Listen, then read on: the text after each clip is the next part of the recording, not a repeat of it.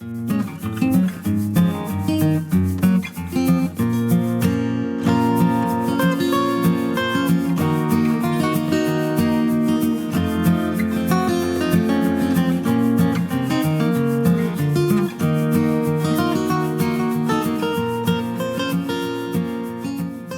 God for Zoom. It's nice to see all these friendly faces.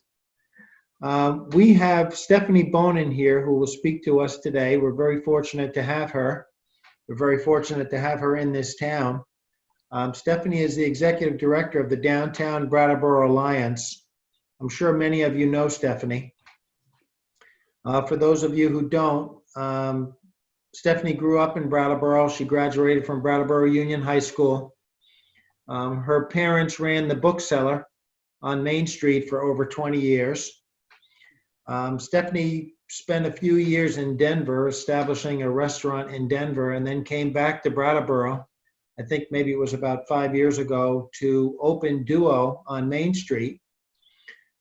She and her husband Keith live in Dummerston. They have 2 daughters, and they actually sold Duo in February. So she's working full-time now as executive director of the Downtown Brattleboro Alliance. I've worked with Stephanie for a few years when I was on the board, and she's absolutely fantastic. She's a relentless cheerleader for Brattleboro. Great ideas, great energy.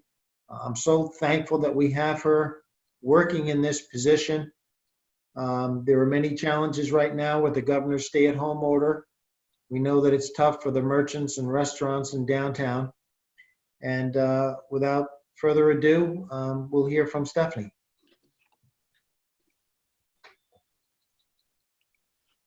Thank you, Ed. Thank you all for inviting me, and I'm actually more excited to not hear myself and to open it up to questions at the end and discussion at the end. So, just one piece. For those of you who aren't familiar with Downtown Brattleboro Alliance, which we call DBA, we are one of 23 downtown organizations in the state of Vermont, and our mission is to keep downtowns vibrant and sustainable. So you can imagine that right now is a really, really challenging moment for all of those downtown organizations and others working on these types of issues. So we have 3 ways that we speak externally to you all and get the word out about DBA's work or downtown happenings, and that is our website, which is right here. So if you haven't checked out our website, it's brattleboro.com. The second way we speak externally is our Facebook page. So if you haven't checked out that, that's Downtown Brattleboro, and we do lots of posts about things that are happening, as well as information and events. This you see is Salon Jackie just celebrating 15 years. So those are, and then the third way is direct email with our email newsletter. And then internally, we have a private Facebook page where we have lots of dialogue with merchants. We have a Tuesday morning monthly coffee and conversation meeting, and then we have lots of face-to-face phone call, email conversations amongst us all. So what I wanted to start with is a story. About a week ago, Gabrielle Hamilton wrote an article in the New York Times that really spoke deeply to me and really put into words what a successful small business owner is and what a successful small business is going through right now. And so Gabrielle Hamilton owns Prune Restaurant in New York City, and she has been there for 20 years. She has had incredible accolation over those 20 years at the national level.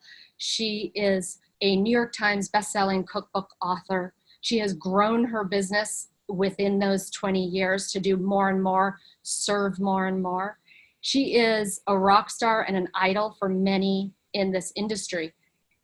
And being that she is this example of what a successful business owner.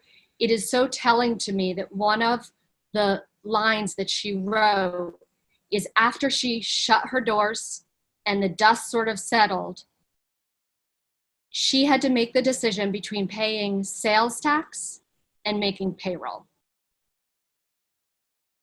There has been so much discussion about what is successful. And when we talk about businesses, the figures, between 30% and 60% of all small businesses won't reopen. When we talk about what is successful, remember that image of an incredibly successful, lauded business owner had to make the decision between paying sales tax and payroll. There are not huge bank accounts that are driving these small businesses and these micro businesses. So, when that leads me to what sort of the brains of our small businesses are thinking about right now, and you can divide it into two parts, I would argue, if you looked inside of every small business owner's brains. One part would be, how am I going to get through right now? How am I going to survive being closed? Then the second part of their brain would say, okay, great. We're now being able to reopen. How am I going to survive reopening? What is that going to look like that will allow me to survive that?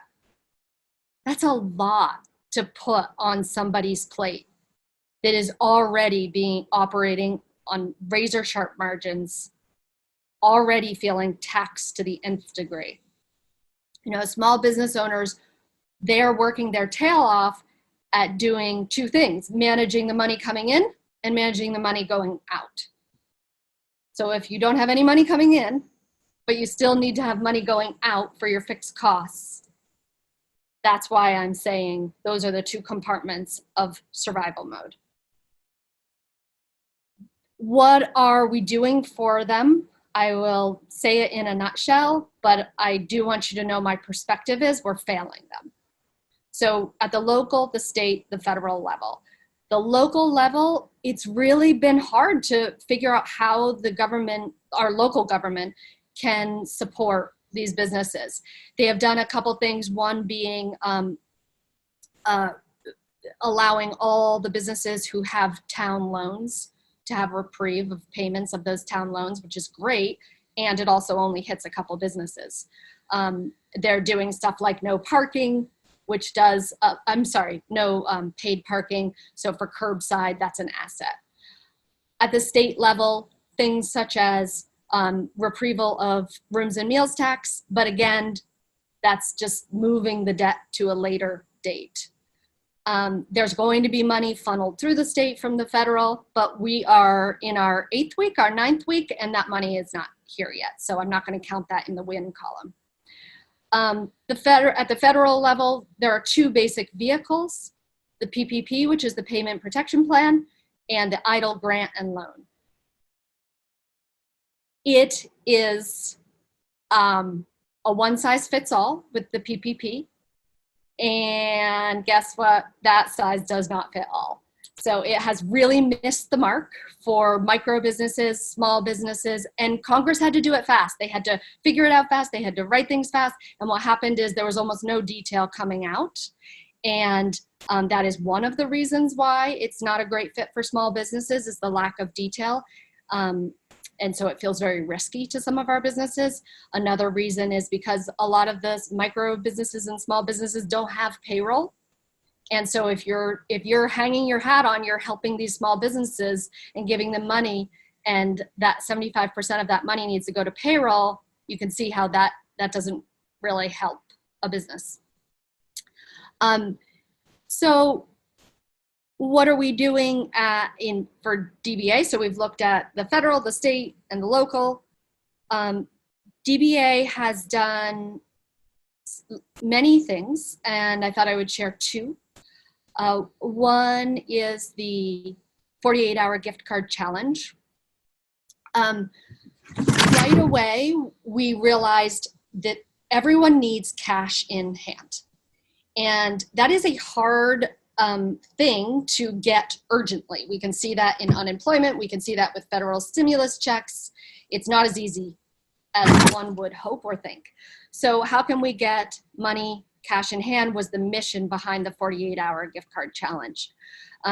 We had a $5,000 angel donor who was willing to give me money to figure out something creative.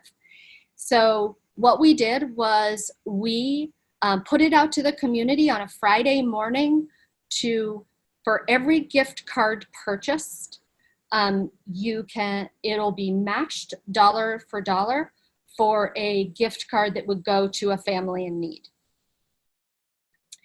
So what that looked like, let me just show you. Hold on 1 second. Okay, that looked like this image. So that went out to the community saying, you have 48 hours, buy gift cards, and dollar for dollar will get matched to families in need. I really thought that I was going to have to work really hard and was kind of self-flogging myself for doing this on a Friday and to go through all weekend. Within 4 hours, we had sold more than the $5,000 challenge had set forth. And so I put a stop to it, but then I said, but wait, don't stop. It's still a 48-hour gift card challenge. So yes, the match has been made, but don't stop. So again, I thought, oh my gosh, I'm going to have to keep pushing this message out that it's more than just the 5,000. It's buying gift cards. Well, then all of a sudden momentum took over and it was absolutely amazing. And at the end of the gift card challenge, we had 4 other people step up and create and extend the match. So at the end of the day, we had $13,000 in match funds. And then we had $57,000, a little more than $57,000 of cash put into our downtown businesses directly into their bank account. 57,000, 13,000 of that was angel donor fund. The rest was all from the community. The program has been lauded as an example for the rest of the state with the Vermont Preservation Trust, with Vermont Community Foundation, and others. So that has been very, very exciting. The second thing that we have done is what we're calling the one-to-one project. And 3 weeks ago, we were able to get funding to bring someone on part-time to support me. And the idea behind this is what I was seeing was lots of wholesale support, wholesale meaning like a webinar that 100 of us could attend, or email after email after email with tons of information packed in it. And what I was thinking about is any success we've had as DBA is to really stand right next to the business owner, sometimes literally and sometimes figuratively, and really walk them through the process and talk about it and be peer-to-peer and to be able to make things happen. And so the one-to-one project idea is simple. We have about 100 retail businesses or first floor businesses. And can we talk to them 3 different times in a very, very pointed manner and make sure that we do not leave any rock unturned of any support that is out there to make sure that our businesses don't close. Again, the figures are really staggering. 30 to 60% of small businesses are going to close. So I said, with this program, we're going to make sure that 80% of our stores stay open. I put it on paper and I keep saying it. So that means we have to succeed.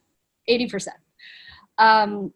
So the project has been amazing in that there's about 100. We have reached out to 76 businesses so far. Most of them are more than one conversation. Most of them were already up to the 3 that was the goal. And one of the best parts of it, and this is the last point that I'll make, is that a big focus of it was connecting peer-to-peer. So if there were 3 people trying to figure out if PPP was a good fit for them, I worked on matching those 3 people to have a discussion amongst themselves. If there was someone who needed more social media marketing savvy lessons, Nicole from Twice Upon a Time did a Facebook Live webinar, and I specifically said, why don't you go listen to that Facebook Live seminar? for the organizations that do summer camps, I got them all talking. Boys and Girls Club, River Gallery Art School, Insight, got them all talking and saying, what are we going to do about summer camps? And for me, that component of the one-to-one project means that when we're on the other side of this, our network and our ability to stand next to each other as a cohesive group is going to be so much stronger than when we went into the program. So I'll leave that there, and looking forward to hearing your questions or thoughts. Thank you, Stephanie. At this point, I do want to encourage you to use the chat box to post your questions, or at least to kind of raise your hand, because it is a little challenging sometimes to scan all the frames. But please, anyone with comments, thoughts, questions.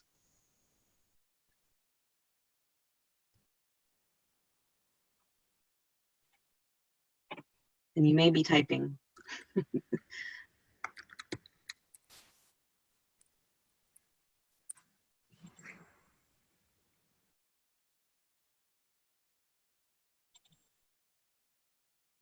Anna? No, that's a long time ago. Okay. Well, I'll start with Greg. Thanks, President Carla. Just to brag for Stephanie for doing a really good job about bringing people together and trying to work through this. It's a challenge, but she's come up with some really creative ways to work on it. So we're grateful for that. Thank you, Greg. Sandy has a question. Yes, Stephanie, I know that I don't know what percentage of the downtown businesses actually have websites that are sort of functional, but it occurred to me that the people who are selling products, of course, it's going to be easier for people to be able to go online and order them. Has there been any initiative to encourage them to sort of move in that direction for a while, to beef up their internet structure? Yep. So one of the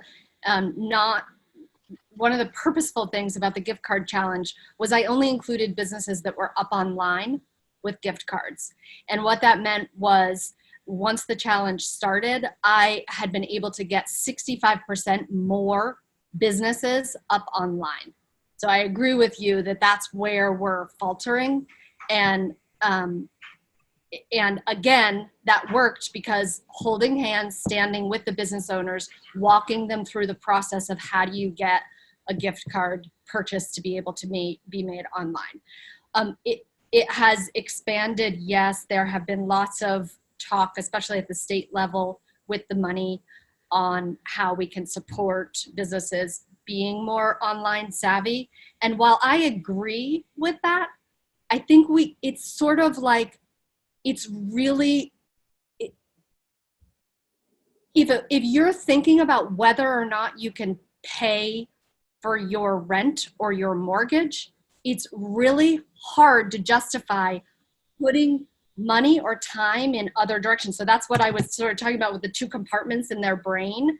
And so again, what can we do to give businesses cash in hand from all of the stimulus, all this money, so that we can move on and create innovative and wonderful programs to get us more savvy and what they're calling modernization of small businesses. I think, I think one thing that would be useful is if there was like sort of an internet directory of businesses that do have products available online, or some way to contact them to. Well, the downtown Brattleboro page has all listings of all the businesses with their websites. You can easily access it there. Okay. Okay. President Carla? Yes. I'd like to make a brag for Stephanie for $5. Stephanie, I have a question for you. Is it too late to make donations? And if not, how should the check be payable to and to what address? I love that question. And we're about to put out our new program, which is called Nourishing Artists. And it started with a new chapter desire to be part of that matching program. So we've just tweaked it a little bit. And so it's starting with a $5,000 new chapter match that I've been actually desperately seeking to try to figure out how I can make that pot to 10,000. And what it is it's a triple whammy where buying gift cards downtown unlocks the funds donated by New Chapter and others to be able to feed our artists and our creative community once a week, 50 artists and creative by one of our downtown restaurants. So it is to Downtown Brattleboro Alliance. I would love help in getting that pot to 10,000 because right now there's only 5 restaurants can participate. And of course, all of them want to feed 50 people for money. We're paying them because they need help. And so any contribution can be made for me to unveil that new project. Is there an email or something like that at some point to? Venmo, Stephanie@brattleboro.com. On our brattleboro.com website, there's a click on donate. You can do it there. Or my email is stephanie@brattleboro.com. Okay. Thank you for that. And Marty will be including some links in the newsletter, so keep your eye on the Rotary newsletter. Marty also has a question. Stephanie, money always important. What about things like PPEs for businesses? When they open, are they going to have new procedures for their customers? And will they need some assistance in getting, having the hand sanitizers or things like that? Yeah, that's a really good question. And I've actually been looking at it from a different angle. So thank you for that angle. Yes, they will need those things. And yes, that means more money that they'll have to spend getting up to gear. We still own our restaurant in Denver, and my husband has been trying to source 30 face masks that are all matching and look cohesive and good. So you're right, that is more money that's needed. But here's the other thing that I've been struggling with is that we're asking, I feel it's very, very important that we as a community have some points of common expectations that we have so that people feel comfortable, because one of our biggest struggles will be people feeling comfortable and safe coming back into our community. And imagine if we were all saying the same thing. We were all saying all employees will wear face masks, all customers will wear face masks. There will be no signature required on any credit cards because people don't want to exchange pens. I feel like there's a set of kind of pledges to our neighbors that would be really wonderful in absence of our governor not doing that, or in absence of our health department. Because right now our health department is using words such as something like, it is beneficial to use a face mask. But you can imagine what's happening already is people saying, you're a bad business because you're not doing this. You're not a responsible person because you're not doing this. So I guess this is a whole nother can of worms, but I do feel like this is going to be the struggle, is common expectations and not making it a political right and wrong. More like, I wish it could just be, this is how it works. Ted Kramer, you had a question, I believe. Yes, thank you, President Carla. Stephanie, thank you for all that you're doing.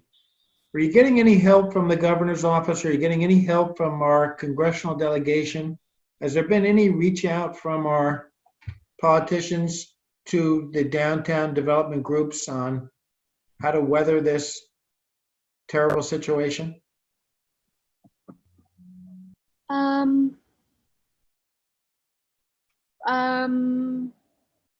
I would say that there has been facilitation of peer-to-peer amongst the downtown organization. What are you doing? What could I do? Did that work? Did that not?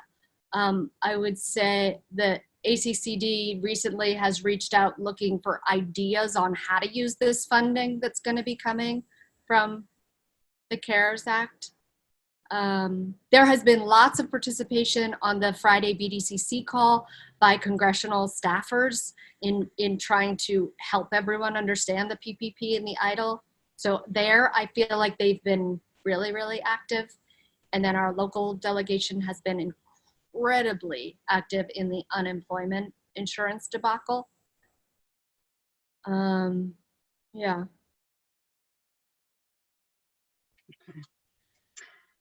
Anyone else with a question? Phil Steckler. Don't forget to unmute.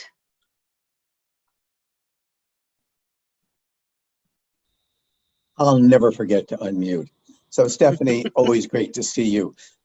Stephanie, when she was about 5 years old, was my neighbor on Oak and Chapin Street. So when I saw you were talking today, I turned to Marcia and I said, you know, Betsy Bonin is going to give us a presentation. And you may or may not remember that Betsy was Stephanie's, it actually was Saint Betsy, Stephanie's mom, and what a wonderful contributor she was to Brattleboro.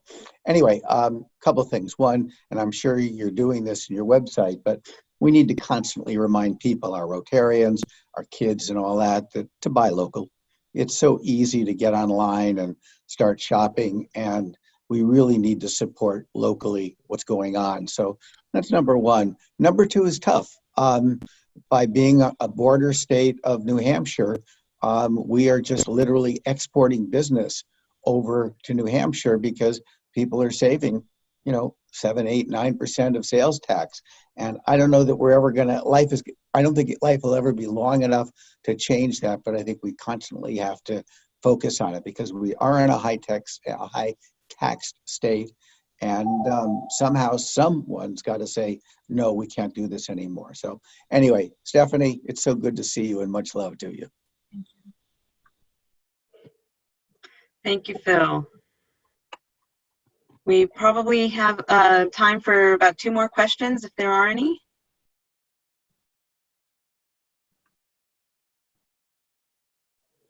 Sandy, it looks like you're trying to say something, but you might be muted. I just wanted to brag $10 for Stephanie because she is doing a fabulous job. Oh, thank you very much. Thank you. Anyone else? Last call.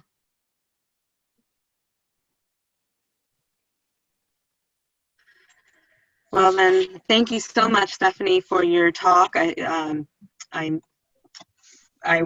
I've also known Stephanie for a long time, and it's fun to have her back in Brattleboro and doing the work that she's doing. So thank you. And with that, we will adjourn the meeting, and we'll see you next week.